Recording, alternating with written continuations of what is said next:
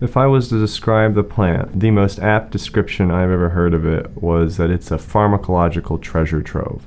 We have barely scratched the surface of the plant.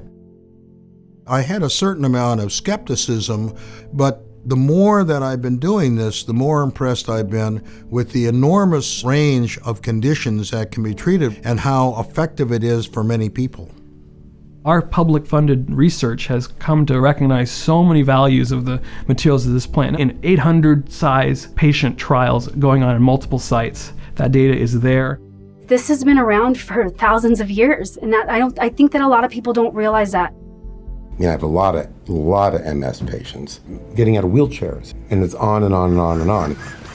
So went and got the needle biopsy, and sure enough, there was cancer cells in the lymph node.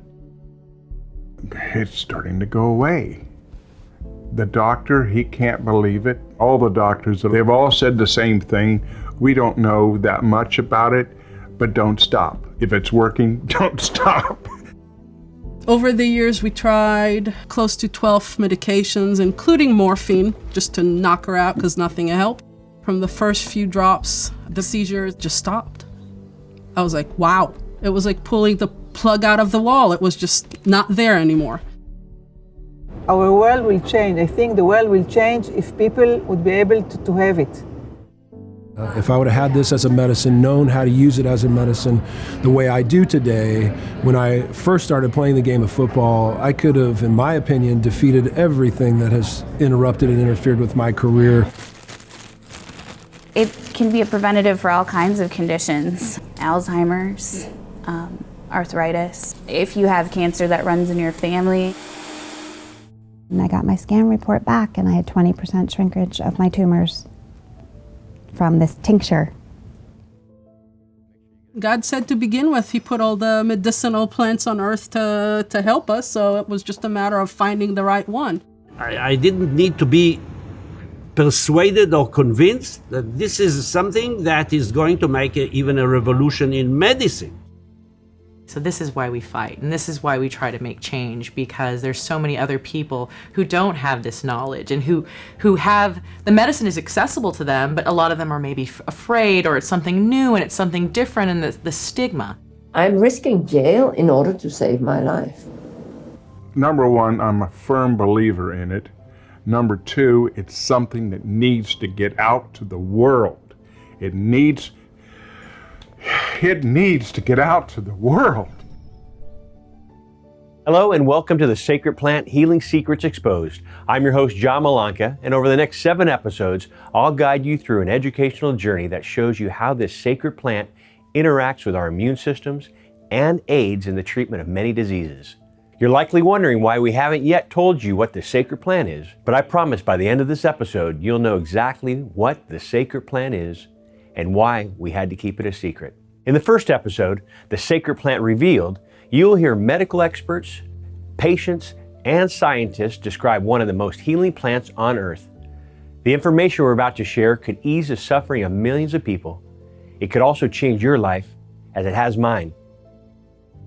7 years ago, my wife Corinne and I learned that her father was terminally ill. I was crushed. I could not accept that Western medicine had nothing left to offer to him.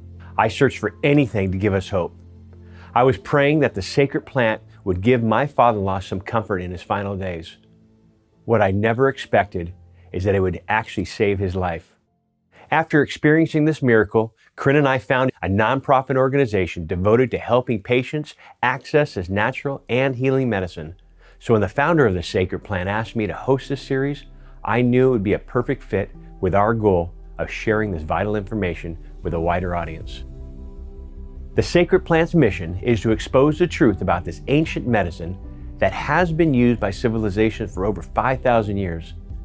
The gifts of this amazing plant have been covered up by propaganda and lies in the media, and sadly, even by our own government. As you watch this breakthrough series, you'll discover that this plant works miracles on many conditions, including cancer, chronic pain, epilepsy, autoimmune diseases like arthritis and MS, and much more. These diseases are normally treated with expensive pharmaceuticals that have devastating side effects. But as we will show you, these conditions have been found to go into remission when treated with this God-given plant. Why is that? What is the secret of this plant? And why is it so effective for so many diseases? It sounds too incredible to be true, but we will prove it to you. Let's hear from some of our featured experts on why they support the sacred plant. We do currently have a healthcare crisis in the United States. The crisis has arisen because of the fact that the drugs don't treat the root cause of the problem. They treat a symptom, they mask a symptom. And the problem with pharmaceutical drugs is that they'll create more symptoms that then later they can produce another drug to treat. It's another Band-Aid, but that creates more symptoms. So it's this perpetual endless cycle that we have today of treating symptoms with pharmaceutical drugs, but we never get to the root cause. And that's where the sacred plant comes in, is because this can actually go to the root cause of some of the symptoms that we're seeing and eliminate them. This is a plant that has been part of ethnobotanical practices throughout human history, because the plant has co-evolved with humanity as we have been here and our ancestors have been here. We've used the plant and its constituents as medicine. We've used it ritualistically. We've used it even as food sources, rich in healthy oils, healthy seeds, and so on. It's only relatively recently that there has been prohibition against this natural plant.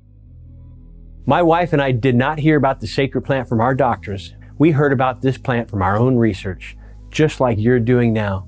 I don't think there's anything like watching a loved one suffer. It's hell.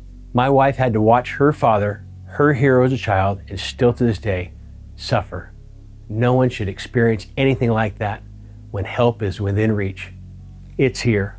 Later in this episode, I will share our story, and it may sound like a miracle, but when we explain how the sacred plant works on receptor sites within our bodies, you'll understand that this is a science of miracles.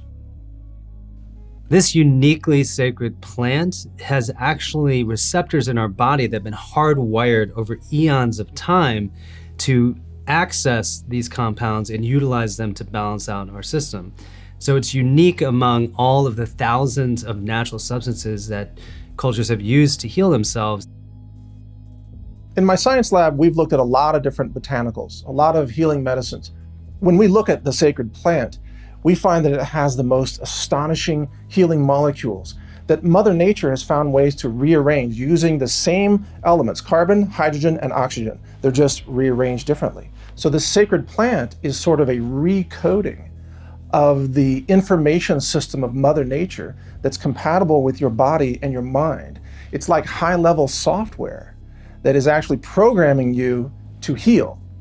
And it's put on this earth, I believe, as a sacred plant to accomplish this for humanity. We are supposed to be awake, aware, alive, healthy. We're supposed to have access to medicine. It's supposed to be open source, and it's supposed to be made of the simplest elements in the universe, carbon, hydrogen, and oxygen. And that's what we find throughout this sacred plant. As a Christian, I used to be a huge skeptic. I was taught to believe that using this plant was an act against God. But I was wrong about the moral objection I had against this healing medicine. Now I understand the true medical potential of this sacred plant and how it could threaten the multi-billion-dollar market for pharmaceutical prescriptions. Our modern medical system, which they call evidence-based medicine, is really truly patent-based, profit-based medicine, because they're only interested in drugs and therapies that can be patented that will generate high profits. So the industry turns a blind eye to anything that's natural and to anything that's non-toxic. The primary reason why this sacred plant is not a household remedy is because it was a threat to the advent of patented chemical medicines. It was in the 30s that you would see in pharmacies around this country this plant as a primary intervention for a wide range of complaints. But it was also around that time that the pharmaceutical industry started to co-opt medicine and really just push out any non-patentable substance. That excluded almost all plants. So being that this sacred plant had been used for at least 10,000 years, the historical record shows, it was a primary threat. So politically, they basically ousted it, criminalized access to it, and only now are we seeing the science supporting what the ancients always knew to be true, which it is the most powerful healing agent that I know of. There have been recorded over 500 compounds to be found on this plant. We've only really investigated a half a dozen of them thoroughly, and we don't even understand how some of them work, yet they're effective, they're non-toxic. You know, if it was discovered on a mountaintop today or brought into a lab today, it would be coveted as a wonder drug. There is so much medical potential in this plant, from an anti-inflammatory to sleep aid. I have seen patients in total reversal of their autoimmune condition, whether it's fibromyalgia, lupus, Lyme disease, autism, epilepsy. It's really hard to believe that one medicine could possibly treat this many different conditions and different body systems. And even as a physician and scientist, I had trouble swallowing that pill. Like, is this a snake oil? Is this really possible that one plant could do so much? Just like Dr. Sulak, I also believe you will be amazed when we show you the healing powers of the sacred plant. We've gathered some of the world's leading scientists, doctors, and researchers in the field to share their findings with you. The truth is, we are all going to watch people we love get hit with chronic diseases. Cancer is taking more lives today than ever before. A shocking 1 in 3 women and 1 in 2 men will get cancer in their lifetime. 1 in 3 seniors are dying with Alzheimer's. Autoimmune diseases is on the rise all around the world, with over 70 million Americans alone facing debilitating and life-shattering symptoms of arthritis and multiple sclerosis. Over 1 billion people worldwide are in chronic pain every day, and the pain medications may be inflicting irreparable damage. We all need the tools to prevent, treat, and even beat these illnesses. This is why I'm giving this to you as a gift. Please tell your friends and family to watch this series. The information is of vital importance. Let's meet Amber Lyon. Amber is a former CNN journalist who used plant medicine to survive her harrowing journey with PTSD. I was over there filming a documentary on these protesters who were fighting for democracy in Bahrain. And as we're heading out of one of the human rights activists' homes, all of a sudden, it was the oh no moment, because I look up and I see a helicopter flying above us, and all of these men wearing these black masks, carrying these big machine guns, started coming at us with their guns pointed at us. I get on the ground and I have my hands up in the air and my head's just on the ground. I have my ID in my hand and I'm just screaming, CNN, CNN, don't shoot, don't shoot. Each breath I was taking, I felt like I was sucking in a lot of dust. We were on the ground, I had dust in my face, dust in my throat, but I didn't care because I literally thought each breath would be my last. And I'm just waiting for the gunshot to go off. And luckily it never did. And we were taken to a prison and questioned, and then the State Department helped us get out and we were released about 9 hours later. Slowly, over 10 years, I'd absorbed so much pain that I started to develop symptoms of post-traumatic stress disorder. And that was really horrific. I went from this picture-perfect lifestyle, this stoic, really successful woman, to all of a sudden almost like a child. I couldn't sleep. I had problems eating. My mind was always racing. Constantly, I was in the fight or flight mode. So if a door would slam or I'd hear a helicopter, all of a sudden my pulse would start just racing, and I'd feel like I was gonna pass out. And it got to the point where I couldn't write anymore. And so at that point, I knew I needed help. I was thinking about potentially trying prescription medications because the symptoms had gotten so bad. But as a journalist, I'd spent 10 years on the streets covering the nation's drug epidemic. And I started to notice in my career that illegal street drugs were being replaced with legal prescription medications. And I witnessed a woman shooting up a Xanax, which is one of the main treatments for PTSD, literally putting it in a bottle cap and shooting it up as you would heroin. So when it came time to my own healing, I wanted nothing to do with those medicines. I didn't care. At that point, I'd rather die. I didn't want to put them in my body. And that's when I started researching plant medicines. A friend of mine, Joe Rogan, I'd been on his podcast and he told me how they were some of the most amazing compounds known to the brain. And I started laughing at him. And he looked at me and he said, "You're the journalist. I can't believe you don't know about all the research and all the science that's been done about all these plant medicines." And I felt really embarrassed at that point that I didn't know about the medicinal benefits. So I went home and I started researching. And I literally had to clean my jaw up off the keyboard. I said, how come I haven't had this information? How come I've been told the opposite, that these were harmful for me when they're really helpful? Amber was able to treat her own PTSD using plant medicine and is now educating others on the power of plants to heal.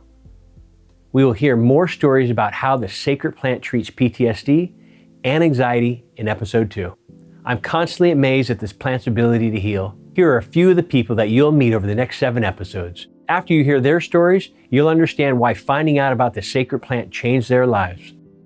A few weeks ago, I was diagnosed with degenerative disc disease, and I originally took the Vicodin that they gave me, and everyone around me hated me because it altered my personality so much. A year ago this month, I was diagnosed with pre-onset Alzheimer's and dementia. I was contemplating suicide daily, having depressive thoughts, homicidal thoughts, and rage and depression that was just completely out of control.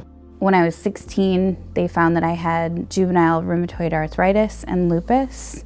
I was in pain all the time, taking methadone, morphine, at one point more than 40 medications on a daily basis. The pregnancy was going fine. When he came out, he was basically gray, non-responsive.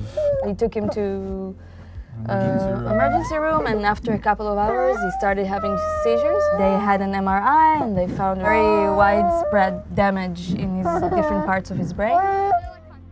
He said he had never seen a diagnosis like this before. Had never had to tell somebody this news. It was in my liver and my lymph nodes. They couldn't even tell me how many tumors. It's innumerable tumors. Went back to the MRI place, and he said, there's a very large lemon or larger sized tumor in your right parietal lobe. I got metastases in my brain, and they will grow and they will eventually kill me. So I am interested in anything over and above the normal treatment that can help. I imagine some of you have already guessed that the sacred plant is cannabis sativa. The cannabis plant dates back thousands of years as one of the oldest medicines known to mankind, but most of us have been misled that it's a dangerous drug instead of a healing medicine. Many patients won't even consider researching cannabis or trying it because it's against their moral values. Many others believe that using this plant is against their religion. I too held those beliefs until I understood the cannabis plant is a gift from the Creator to ease our suffering and heal our bodies. I believe ancient cultures knew in their DNA that this plant was sacred because it has a profound set of benefits at helping to alleviate human suffering. So when people think about cannabis as some kind of vile, psychoactive weed that people are using to abuse themselves, they're not getting the fact that it grows wild and freely, and it was basically a gift from the Creator for us to be able to heal ourselves. To those who say that cannabis is against their religion, well, that makes no sense, because if you believe in God, then you believe that God put the plants here to be biocompatible with us who were created in the image of God. How can God have created us and not have created cannabis? Clearly, if you believe that God created the natural world or even had an influence in it, then God created both. In Genesis 1:29, it talks about how, God gave us all of the trees bearing fruit and the herbs with seeds and all of these natural plants for food and even for medicine. But there's Old Testament scholars that believe that, and New Testament scholars that believe that some of the anointing oils that were used in the Bible were actually had cannabis oil in them, had the plant. There's even some that believe that some of the anointing that Jesus did was with cannabis. I don't believe that God put anything here on earth that doesn't have some sort of medicinal value. Prior to 1937, cannabis oil was used in almost every pharmacy. It was available over the counter. Medical doctors up to that time, they used cannabis to treat a whole variety of different ailments. What happened in 1937 is that what's called the Marijuana Tax Act was passed. And interesting about marijuana is just a term that the DEA put into the American consciousness. They took the two most popular Hispanic names, Mary and Juan, and they put them together and they called it marijuana. And so when the Marijuana Tax Act was passed in 1937, which effectively made it illegal, the American Medical Association didn't protest against this tax because they didn't know what marijuana was, right? It was a term that we'd never used in the United States. No one knew what marijuana was, but the AMA knew what cannabis was. They knew it was a very healing plant. But there was a Dr. Woodward that was a medical doctor and an attorney for the American Medical Association. He testified after the fact that if the AMA had known that marijuana was actually cannabis, they would have protested this act that effectively made it illegal. Cannabis is a fascinating topic. I grew up taught that marijuana was an illegal drug, right? That it was a gateway drug, and it was demonized on TV ads and talks given at my school. But when I got to be in high school and even in college, I actually started researching on my own, and I learned that cannabis is one of the most versatile plants on earth. I mean, not only as a textile, but it has incredible nutritional value. And then in recent years, we've just seen all of these testimonials start to percolate up from people who've healed with cannabis. And my thinking about the plant changed completely. There's so much misinformation about this plant. I was the most guilty of assuming that this plant is only recreational and only utilized by those wanting to get high. And this couldn't be further from the truth. I learned this through my path with my family member and have found through my own study that there is so much medical information behind this plant. It's an anti-inflammatory. I could go on. The list goes on and on and on. But connecting the plant to the recreational use only, it couldn't be further from the truth. It's very medical. It's troubling to me to see that we're still being misled about this plant. People don't realize that one of the first Model Ts that Henry Ford developed was made from hemp fiber, and it ran on hemp fuel. People don't realize that one of the first versions of the Declaration of Independence and the U.S. Constitution was actually drafted on hemp paper. People don't realize that in the colony of Virginia between 1683, I think, and the early 1700s, you could literally pay your taxes with hemp. And for a while, you were required to grow it. You were required to grow it because it was such a beneficial crop. People don't realize that all the founding fathers had farms that grew hemp. So all this is history that's been hidden from us. And we're not taught this. All we're taught is that it's an evil weed, but we're not taught about the medicinal uses for it. We're not taught that cannabis is actually an amazingly powerful superfood. That's why this docuseries that you're doing is so important, because it's going to make people aware that there's more than just one use for this plant. This plant actually represents one of the greatest threats to the medical industrial establishment because it actually has hundreds of health benefits, each of which competes with a pharmaceutical that is generally producing millions, if not billions of dollars annually. So when you have a plant that grows freely, as if a weed, in your backyard, threatening $1 trillion plus industry, you're going to see an irrational response, which is presently the vilification and even criminalization of its possession and use as a healing agent. We don't really, and maybe we'll never know the ancestral condition of the cannabis plant. But the cannabis plant has absolutely clearly evolved under the influence of humankind. It evolved out of those steppes of Central Asia and migrated around the globe because it was cherished by human beings. It's relatively new. I mean, the use of cannabis as medicine is quite old, but as a modern science, it's really lagged behind. As I shared with you early in this episode, my father-in-law, Stan Rutner, was given a terminal cancer diagnosis. My wife, Corinne, and I were lucky enough to live in a medically legal state and had the opportunity to try cannabis for his cancer. We were out to dinner in February of 2011, and Stan got a phone call from his primary physician who said, it's cancer, stage 3B lung cancer. And, you just gulp and go on from there. But, after that, in April, he finished all of his radiation and chemotherapy by April. 10 days later, he started slurring his words, and we were afraid that he had had a stroke. And they brought him back in and did a brain scan and saw that he had a brain tumor on the brainstem. And of course, then the doctor's suggestion is to go straight back in for full brain radiation, which he did.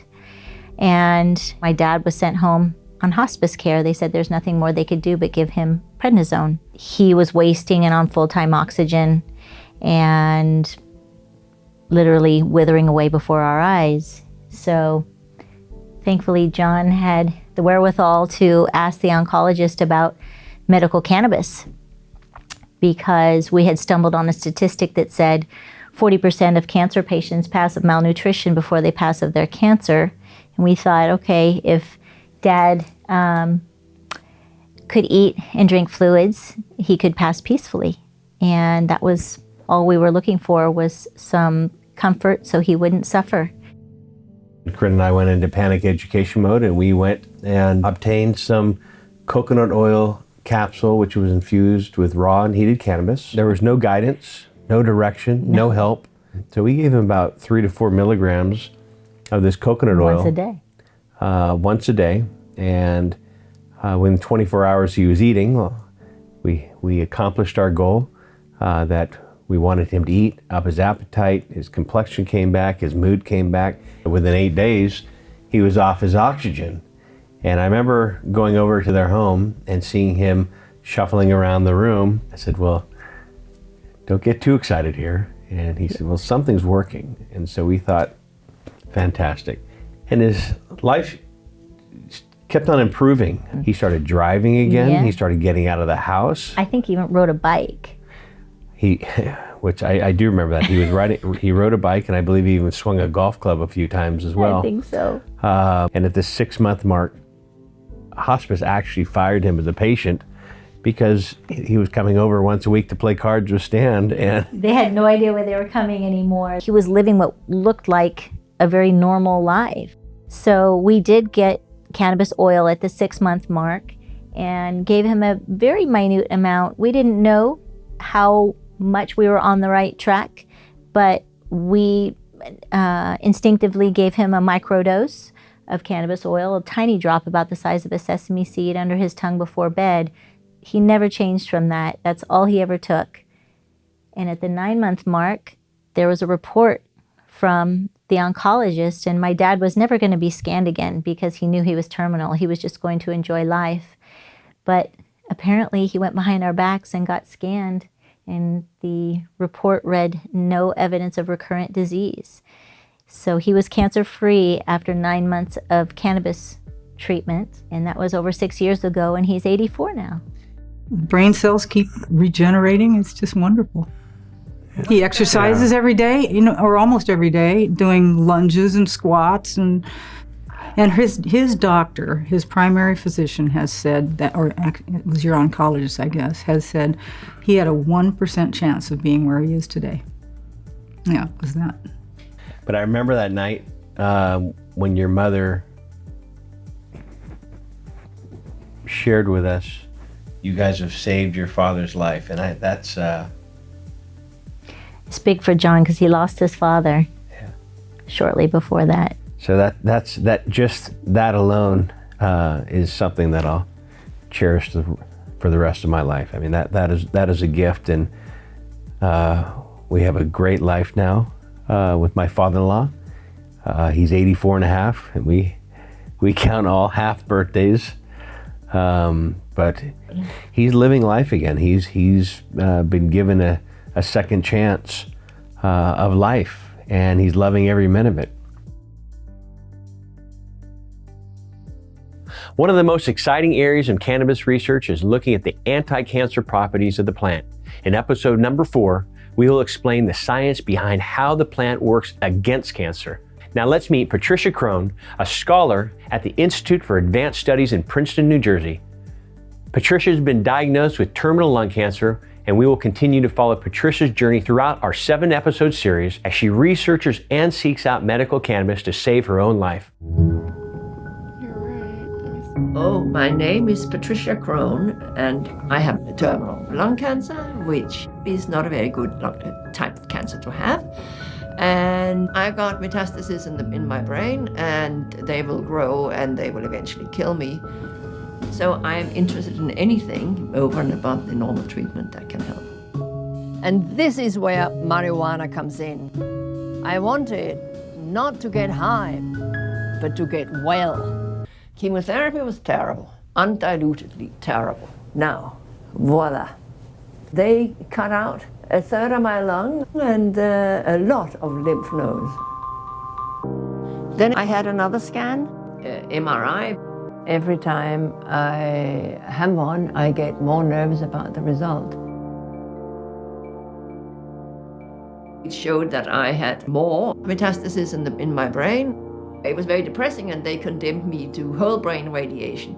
And at that point, it became death, became very, very real and very, very close. It was a real, they never gave me any date, but it was very clear from their reaction. I could tell the way they've written me off. I am a professor of Islamic history at the Institute for Advanced Study in Princeton. This place is as close to an ivory tower as it gets. If any of my colleagues here get high, it's more likely to be on ideas and pure research than on pot. Now we are in my office, my grand, beautiful office. I have had a lot of fun sitting around that table, struggling with text, text in difficult languages. It's good fun. With whole brain radiation, I would not be able to work the way I do. I wouldn't feel as well as I do. So what would I do if I couldn't work? Indeed, what is left? So I began to think harder about cannabis. The hemp oil I produce comes from indica strain. Place the starting material, preferably good bud, in a plastic container. Dampen the bud material in the container with the solvent you are using. Generally, a pound of good hemp oil will produce about 2 ounces of high-grade oil. That's a lot of... Ingesting this amount of oil over a 2 to 3 month period. I went up to my sister, who has a summer house in upstate New York, and we started looking for cannabis. There was that or whole brain radiation. I was desperate to get Rick's oil or a pound of cannabis to make it, but only Oregon accepted out-of-state applications. 355. Yeah, hello, I got your number from the alternative clinic in Portland.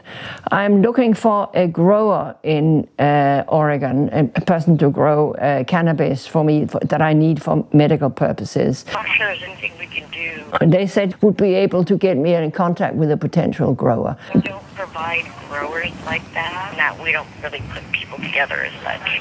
And you can't give me any sort of contact number or anything? We just don't have any. It's not something we do. So very good luck, man. Thank you. Have a great day. Thank you. Bye. You really begin going into that panic state. There are so many patients like Patricia who don't know where to find medical cannabis or even where to start. They endure the devastating side effects of chemo and radiation without any holistic alternatives.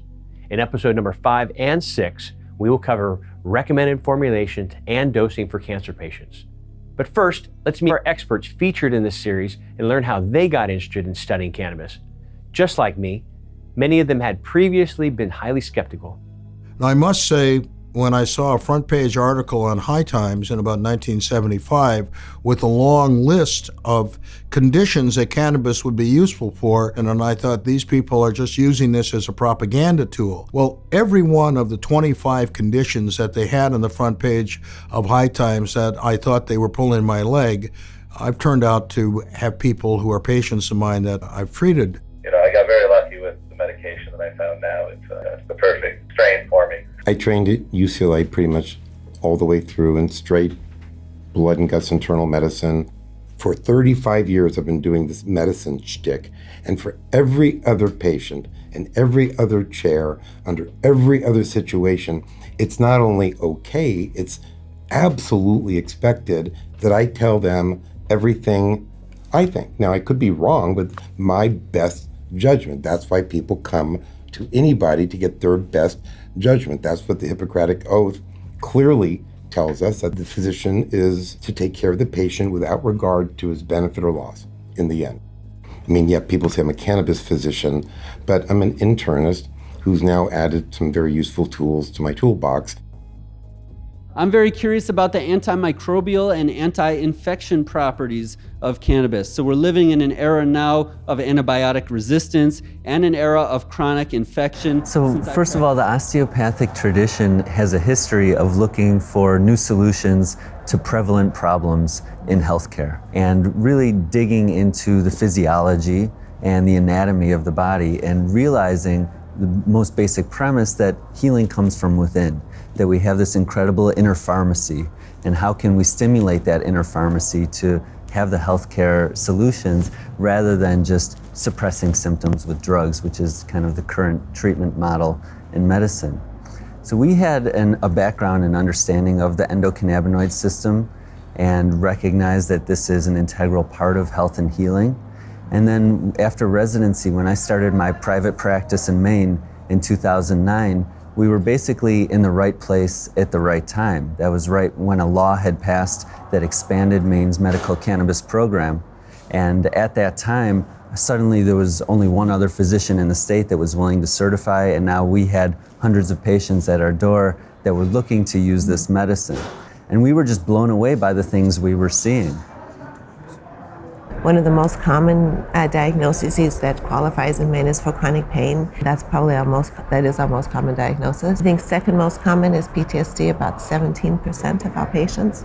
And then we have a whole gambit of rare neurological conditions, of inflammatory conditions like ulcerative colitis and Crohn's disease. Neurological conditions like MS, spasticity from spinal cord injuries or brain injuries.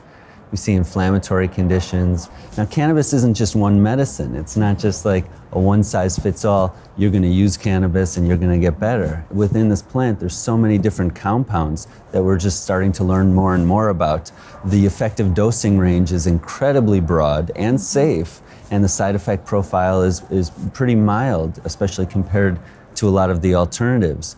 Cannabis is non-toxic at any dose, so even if one of my patients, say a pediatric patient, accidentally took 1,000 times the recommended dose, no brain damage, no organ damage, no toxicity. It can seem too good to be true, but this is really what we've been waiting for. This is a solution to our biggest challenges in healthcare right now. People are getting excited about it. I'm so glad that there's so much interest in the industry to continue to innovate and put this medicine in the hands of people. How is it that the endocannabinoids have such a diverse effect on synaptic transmission? I'm a neuroscientist, so I study cellular and molecular neuroscience, physiology.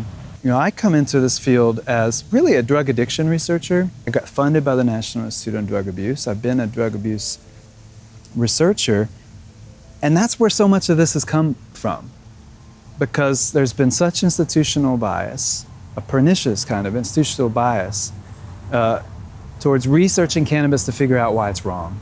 And even with that bias in place, out of that is the discovery of the endocannabinoid system.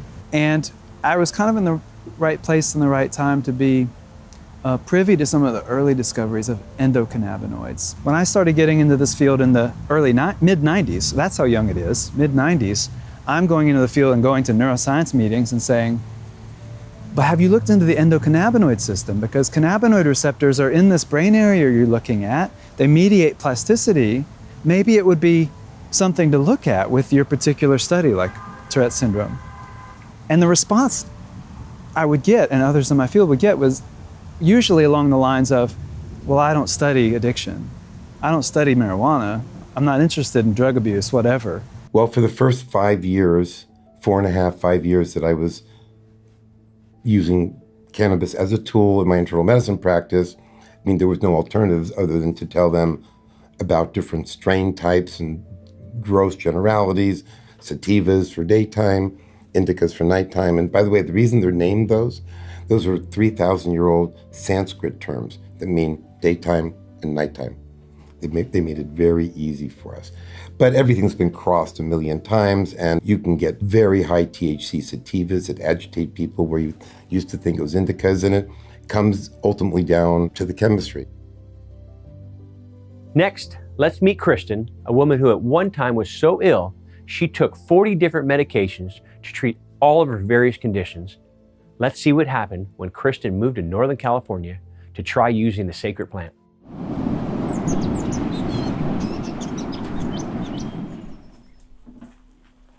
As a kid, I'd always been sick. When I was 16, they found that I had juvenile rheumatoid arthritis and lupus. When I was 19, I was diagnosed with interstitial cystitis and endometriosis. And I got so bad that I was bedridden for about 4 years and had to self-catheterize for the bladder disease and had 14 surgeries. I was in pain all the time, taking methadone, morphine, at one point more than 40 medications on a daily basis to control the side effects of one medication. And I decided to try and go off of most of the medications and see if I could find, something that would control it more naturally before the medications started killing me. A lot of patients with lupus, most of them die from heart problems from the medications. I had noticed that times that I had the most pain and I would use cannabis to control that, I was able to get off of antibiotics. And I was on antibiotics for almost 7 years straight. So I started to study cannabis on my own, and I came across the endogenous cannabinoid system. And to me, it made sense that all of the conditions that I had weren't unrelated, that they were all stemming from the same problem, my body's inability to communicate with itself. So I was living in Chicago, and it's completely illegal there. So I just picked up, dropped everything, and moved to California. And I had been using cannabis in the psychoactive form because I didn't know about the non-psychoactive. We started juicing the plant, and within about a month, you could see on the blood work that the lupus and RA had gone into remission. And so we kept juicing after that, and the only times that I've had significant problems is when we've traveled or we've had an interruption in being able to use the juice.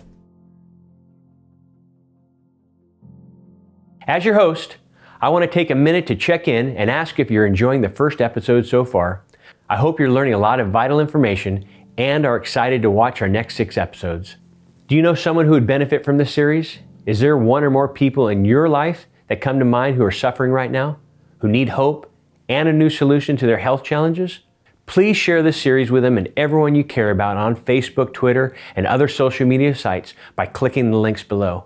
Your support will make a huge difference in how many people we reach and ultimately how many lives are saved. Thanks in advance for clicking the links below to share this information with those you care about most. My family was very concerned with everything going wrong with me, that coming out here was gonna be a terrible problem. They're very conservative and live in the Midwest where it's not legal at all. And now my mom is our receptionist, and she'll call and she'll say, you have to save this person, and she's just made a complete turnaround. It can be a preventative for all kinds of conditions, Alzheimer's, arthritis. If you have cancer that runs in your family, there's a lot of evidence out there that regular juicing is such a strong antioxidant that it'll prevent all kinds of diseases. The different cannabinoids are good for different problems. Like CBN is one that you don't even hear much about, and that is antibacterial. There's over 80 different ingredients in the cannabis plant, just most of them have been bred out. So we're trying to reintroduce strains with the original cannabinoids and look at which cannabinoid is good for which condition. So in the future, maybe people would be able to have a plant specifically tailored for each of their medical problems.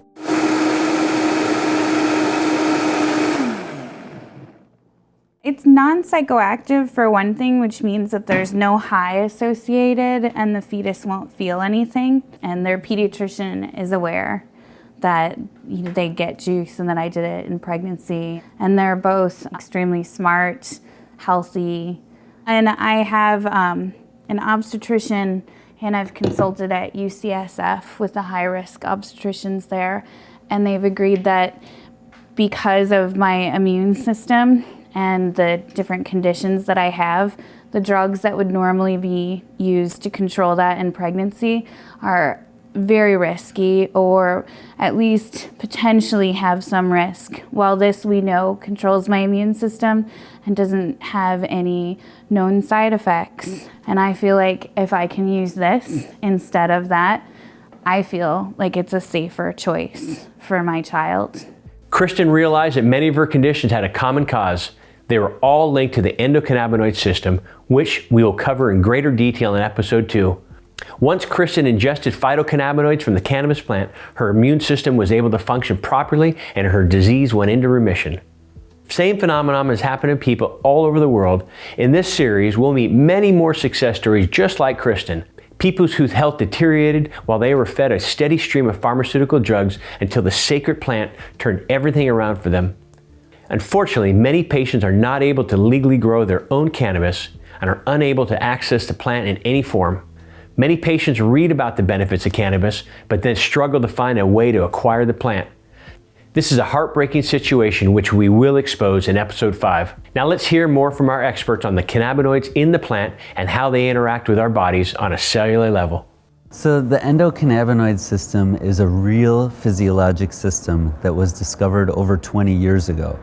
And if you do a PubMed search for the number of peer-reviewed scientific articles that have been published that describe the system, there's been an average of 1 article every other day for the last 20 years. Thousands of articles. This is a well-established understanding of both human and animal physiology. The herb makes a resin like trees make sap. And this particular cannabis sativa plant that's 37 million years old produces a resin which makes phytocannabinoids, plant cannabinoids that just so happen to robustly bind to these receptors and boost the activity of this system. Cannabinoids also in immune cells, there's cannabinoids in bone metabolism, which there's lots of research, all kinds of systems, but the neurochemical, neuroscientific angle was the first big sort of understanding of what cannabinoids were doing. Well, we make our own cannabinoids. In the plant, they're called phytocannabinoids. In our brain, they're called endocannabinoids. And we have 2 critical endocannabinoids, 2-AG and anandamide. 2-AG functionally is almost identical to CBD, but more importantly, same function.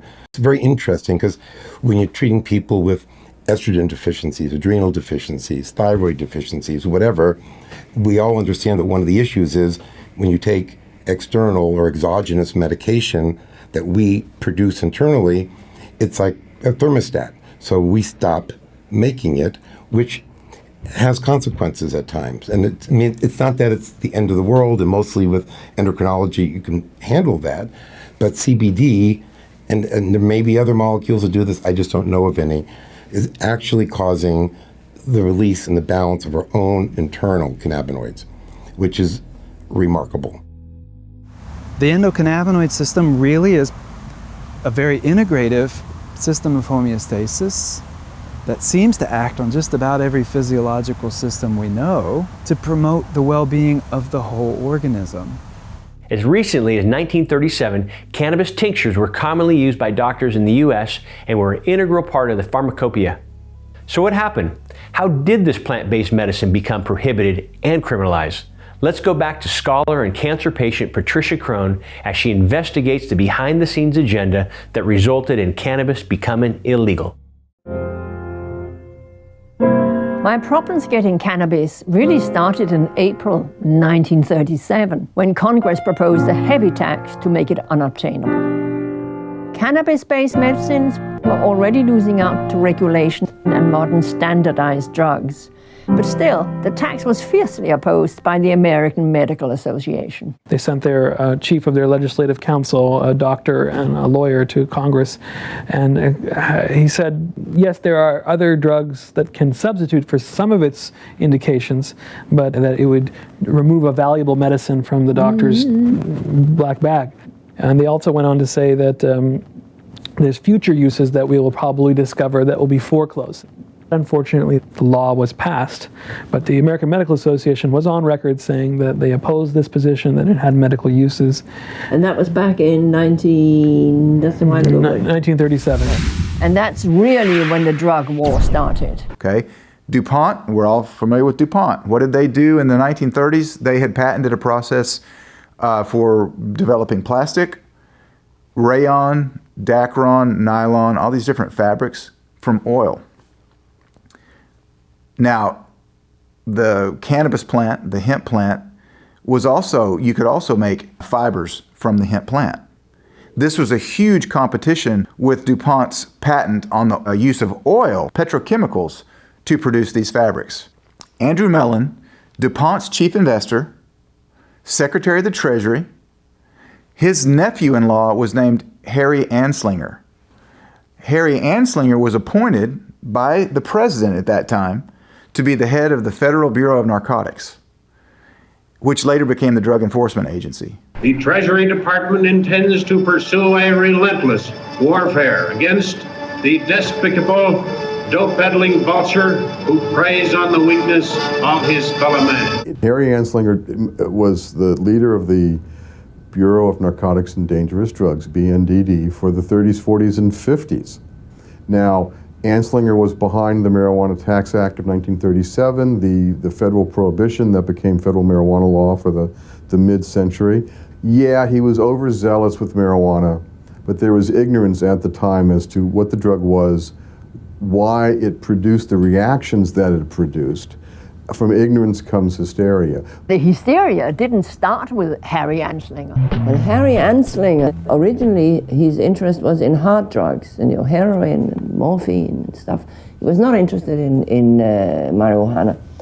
Then you get all these nasty lay groups. They eagerly took up the battle against marijuana, the new menace to America's school children. And eventually Anslinger started this scaremongering campaign. Marijuana, assassin of youth. The killer was a narcotic known to America as marijuana. The article inspired the famous exploitation movie.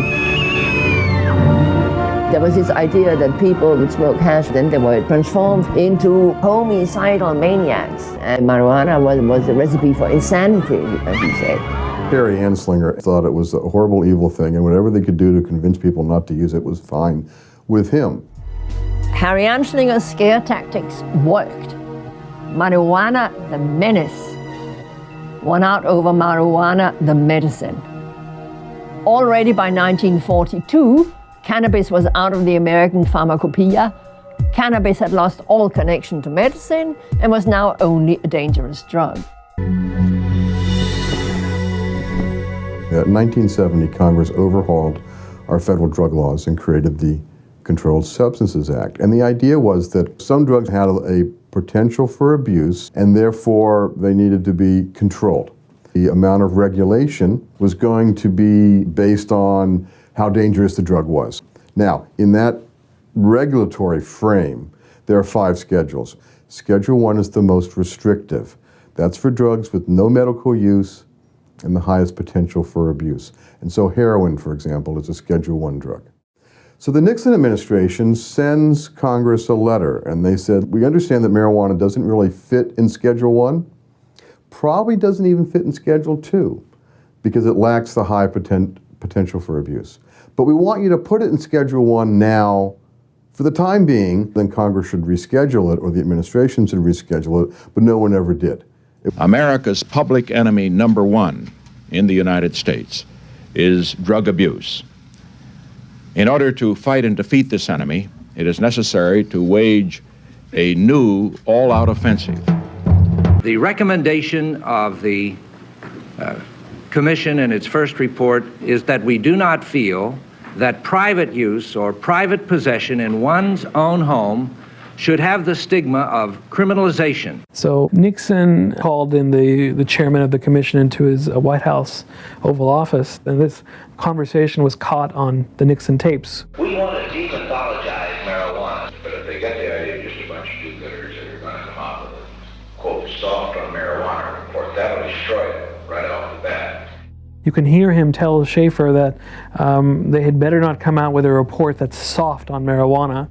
Now, that doesn't mean you come out with a report that is totally oblivious to some obvious differences between marijuana and other drugs, other dangerous drugs. Make sure you confuse marijuana with other drugs, other dangerous drugs. I'm quoting Nixon now. The cynicism is amazing. It was an incredible, there was no respect for any kind of, science-based thorough study. Here's something else that's interesting about being a Schedule 1. According to the Drug Enforcement Agency, to be a Schedule 1 narcotic, the substance can't have any known medical uses, okay? No known medical uses. Okay, that's the definition of a Schedule 1. Cannabis is a Schedule 1. But if you go to the American Cancer Society's website, they've got 6 or 8 known medical uses for cannabis. If you go even further, you'll find out that the Department of Health and Human Services have a patent on the medical uses of cannabis. How could it be that our own government, who denounced the plant as having no medical value, also holds a patent on the plant for its medical properties? If you find this confusing and hypocritical, you are not alone. What is it that the government understands about this plant? Are they protecting us from the sacred plant, or does this plant need to be protected from the onset of lies that has prohibited its medical use? Let's go back to Patricia Crone, who's in Washington, D.C., to see if she's uncovered any answers about this potential cover-up and disinformation war. I got the patent right here. Here I am in Washington, NIH. More than 80 Nobel Prizes have gone to scientists doing research funded by this institute. And one of those scientists who worked right here and who got a Nobel Prize was Julius Axelrod, who specialized in neurotransmitters, in how cells talk to each other. And late in life, he participated in a study of cannabis that the government deemed to be so significant, so important, that it took out a patent on the findings. It says in its abstract that cannabinoids are found to have particular application as neuroprotectants in limiting neurological damage following ischemic insults such as stroke and trauma, or in the treatment of neurodegenerative diseases such as Alzheimer's disease, Parkinson's disease, and HIV dementia. And it has more about how it's good for people who have undergone cancer chemotherapy or radiation and other sources of oxidative stress. We have here, which seems, an official recognition by the US government that cannabis has medical uses. Federal patent number was that? That was 6,630,507 B1. But if you go to cannabisinternational.org, it's the first patent on the patent page. You can download it. It is 29 pages, but it's really worth reading several times because it's very informative. It tells you what an antioxidant is, what reactive oxygen species are. It has a list of oxidative associated diseases that includes things as divergent as Down syndrome and cancer, as well as autoimmune disorders, inflammatory conditions, heart attacks, strokes, Alzheimer's, diabetes. And so these are the conditions listed, and it talks about the dose that you need in these areas. And an interesting activity is to highlight prevention, and prophylaxis is just another scientific term for prevention, because it's an amazing the number of times that this patent refers to the capacity of cannabidiol to prevent conditions. It's right on the patent page. That to me is, it's painful on so many levels. One, we're putting people in jail while people are patenting this stuff, the same people. And also, as a physician now, for a year and a half, a year and 3/4, seeing what CBD and really quality medicine, dosed medicine does for people, I'm furious. And my understanding is that they're leasing that patent to pharmaceutical companies, and it's pretty clear that the pharmaceutical industry, a major component of the healthcare industry, which has been estimated at about $2.6 trillion, if there's value here, that needs to be the domain of the pharmaceutical industry. And I believe that they're interested in acquiring financial rights to whatever value is there. And particularly if you start seeing some of these very dramatic results where you have kids that are making tumors kind of evaporate, that definitely is the kind of thing that the transglobals are going to want a big chunk of. There's a patent out there that the government owns that says that they own the idea of using cannabinoids to protect the brain, so somebody could come back and sue them. So as they're developing their ideas, they say, well, if lawyers or somebody said, you better go and get a sub-license from that patent, so in the future, nobody's going to come and say that you can't, you couldn't earn this application. So that's what that's about. It's a game of protecting your future investment, for your investors. But I mean, the idea that the U.S. government owns the idea of chemicals from this plant, which is unsafe for medical use officially, as so safe to be given to people who have had major strokes to protect their brains, just shows you how far away we are from the essential fact of the matter that this plant is useful for these things. The medical establishment decided long ago that they could not maximize their profits if the people have access to this sacred plant. If the people have access to this natural medicine, they wouldn't need all of these prescription pharmaceuticals for painkillers and Alzheimer's and all of these other conditions that the sacred plant can help address. So we have been denied access to that as a deliberate strategy to enrich the profits of powerful corporations that are, in essence, enslaving humanity by depriving us of access to the natural solutions that have been made available to us by Mother Nature. Yes, it is confusing. Why does the U.S. government, the United States government, own a patent on the medical benefits of this plant called cannabis? Why do they own a patent? Why would you even waste your time and money in purchasing a patent in something you don't even believe in? In 2013, CNN's chief health correspondent, Dr. Sanjay Gupta, acknowledged this hypocrisy and apologized to the American people for misleading them about cannabis. Gupta's public reversal and apology helped usher in a new phase of legitimacy for the sacred plant. So there's a sea change occurring in the mainstream media. Even Sanjay Gupta, who at one point was very much against the medicinal use of cannabis, has changed his mind, and it did an entire documentary revealing that it should be considered an essential part of treating a lot of refractory conditions, from epileptic seizures to even certain types of cancer. So we're seeing now the medical establishment coming around, acknowledging that because ultimately medicine's goal is to reduce human suffering, we can't ignore this plant any longer. It is the answer that so many people have been looking for. Without question, Sanjay Gupta has had a tremendous impact on the medical cannabis issue. He said, America has been terribly and systematically misled for 70 years. That even saying that to you now gives me goosebumps again. When he said that, I just about fell off my chair, because it's absolutely right, and it's what we need to start hearing from federal officials. We need more people with the authority and the standing of the Sanjay Gupta to come forward and say, it's time for a change, and a big change. It's not a simple matter of rescheduling. This brings me to another interesting fact that I want to share with you.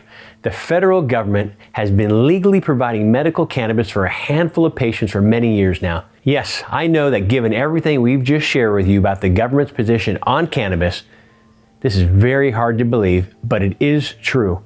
Irvin Rosenfeld receives a monthly supply of cannabis cigarettes from the federal government's cannabis garden at the University of Mississippi. Irvin is one of the few living patients who still receives his legal cannabis today. Alice O'Leary's husband, Bob Randall, also received medical cannabis directly from the federal government. Alice and Bob challenged the U.S. government in court for years to get access to the plant for his glaucoma. Let's meet Irwin and Alice and hear their stories. My name is Alice O'Leary Randall, and I have been called the First Lady of Medical Marijuana.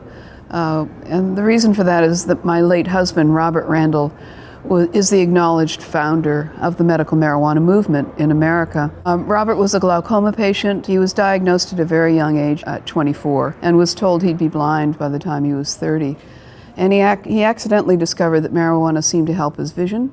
And through a period of trial and error, he proved it to himself, then he proved it to me.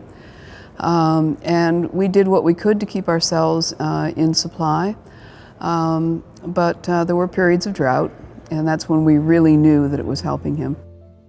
August 1975, we were arrested for cultivating marijuana in Washington, D.C. We thought we were the only ones in the universe who knew that marijuana had medical use. We had told nobody else. We did no research on it. We just knew it was helping Robert. But within a few weeks of getting arrested, we did some research and discovered that it had a very long and distinguished history. And more importantly, we found out there was a study going on at UCLA that we were able to get Robert into. And that study proved without a shadow of a doubt that marijuana was the ingredient when added to his regular medications. That was the one that was lowering his eye pressure into the safe range. And on that basis, we were able to build a court case and beat the charges against us on the basis of medical necessity. Robert also petitioned the federal government for permission to use their supplies of marijuana. And they said, yeah, we'll give them to you, but you can't talk about it. Well, Robert was a graduate with a degree in debate and a master's degree in rhetoric, and there was no way he was going to be quiet about it. So he got his supplies, immediately started talking about it, and it became big news. And started getting calls right away from other patients, and bit by bit, the movement was born. The government grows a 5-acre plot in the University of Mississippi, and they claim that they've been doing that from the 70s, maybe late 60s, to facilitate basic physiological research with respect to marijuana. So they grow it there, they ship it to the Research Triangle Institute in North Carolina, where it's rolled into cigarettes. At one time in this country, there were 34 state laws between 1978 and 1981. 34 states enacted laws which recognized marijuana's medical value and sought to establish statewide programs of research using federal supplies of marijuana. Now, we thought this was great. This was going to end the question, does marijuana have medical value? And it's going the proper route, because we were told it had to be the proper route. Well, turns out the federal government really didn't want to let these states have their supplies of marijuana. I don't think they really wanted the question answered. I still don't think they want the question answered. The AIDS crisis really accelerated the interest in medical marijuana because it was so useful to AIDS patients, primarily and most visually as an appetite stimulant. However, AIDS patients kept telling us, it's doing something more, it's doing something more. I still think it was stimulating their immune system, and I think it was helping them tremendously. And so at one time, we were able to get the number of people receiving federal marijuana up to 15. But then the federal government decided that was enough compassion, and they shut that program down. There was huge public outrage that the federal government would shut down the only means where critically ill people could get access to marijuana. And the government totally underestimated the anger that would come about as a result of that closure. You know, they had a chance to control this. The federal government could have controlled this. But they were very, very stupid and very cruel, as they still are, frankly, when it comes to medical marijuana. So.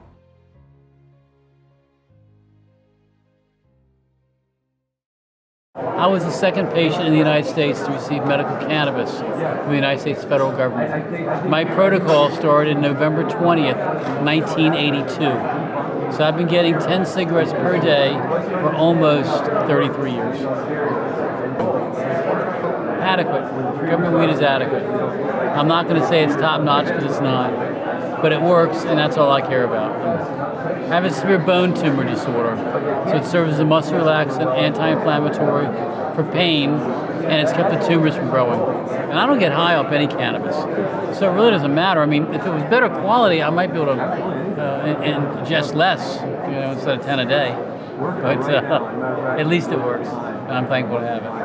This is the history of me taking on the 10-year struggle of taking on the federal government and being one of only a handful of people in this country that can travel with a Schedule I drug and not be arrested. So there's a lot of things in this book that people wouldn't know about if I didn't write it. And that was the importance of Bob Ramble's book. And Bob finished writing the book right before he died in 2001. So I figured I didn't want that to happen to me. If I didn't have my medicine, I would not be alive today. I'm sure of it. And if I were alive, most likely I'd be on homebound and on disability. So I'd be a drain on society versus a productive member of society. It's definitely ironic that here the federal government's been putting people in jail for the last 33 years, even before that, be giving me this tin can of marijuana every 25 to 30 days. So yeah, it's an irony that I get to use it legally and not a problem with society and other people. It's a problem for everybody else in the country. That's why we need to lock up everybody else that uses it. But for me and one other person, it's okay. That just doesn't make it. There's a lot of information we covered in our first episode. These truths that we've shared are fundamental in the rest of our journey over the next 6 episodes. You've seen the heartbreaking truth behind how the cannabis plant went from being an accepted medicine to an illegal street drug. I hope that this side of the history equation helps you understand the foundation of why things are the way they are. You've seen the proof that deception, greed, and fear have been tools employed to leave the people confused and afraid rather than empowered. Over the next 6 episodes, we'll demystify the confusion surrounding this medicine and meet more patients whose lives have been saved or dramatically improved by having access to this sacred plant.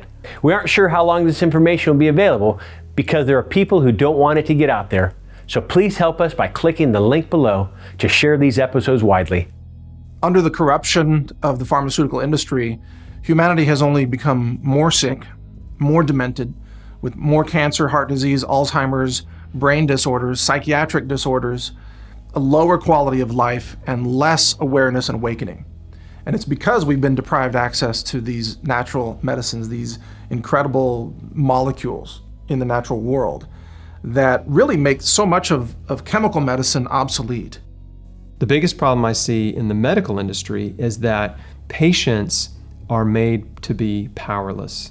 And that's not true, because 90% of the diseases in the Western world are Western diseases. That means they're caused by our diet, lifestyle, and environment. And when you realize that, you should also realize that your choices matter. And that's my message. That's the most important message, I think, of the whole series, is that our choices determine our future. I think Western medicine has taken our power for healing ourselves away from us. It's disempowering. It makes you think that you must go to a doctor or you must take this prescription medication to heal. And I think that's because that's what the industry wants you to think. So that no matter what, whenever you're feeling an ache, you go to them and your money then transfers to them as well. The beauty of these plants is that it's very empowering. You know, you could just grow one of these plants in your backyard naturally, for free, almost for free, and heal yourself. It drove me crazy as a journalist to go and see so many people suffering. And to know that these people are sitting there suffering day in and day out and being denied access or even a choice as to whether or not to consume these medicines is horrific.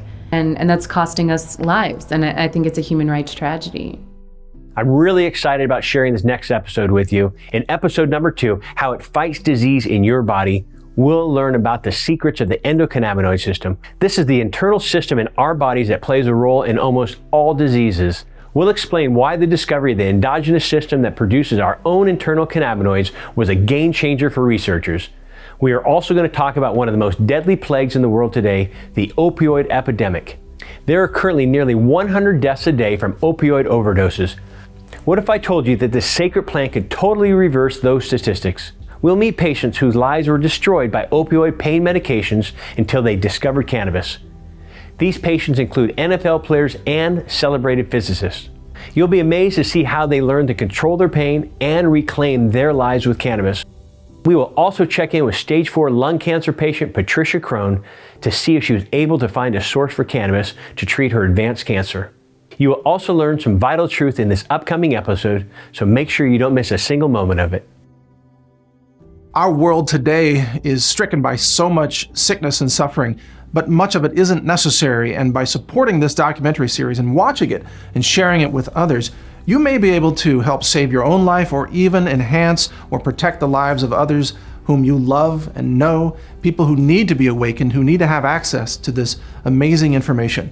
I really hope you'll tune in to watch the Sacred Plant series. This information is so important, so powerful, and can have a significant impact on you or someone that you care about.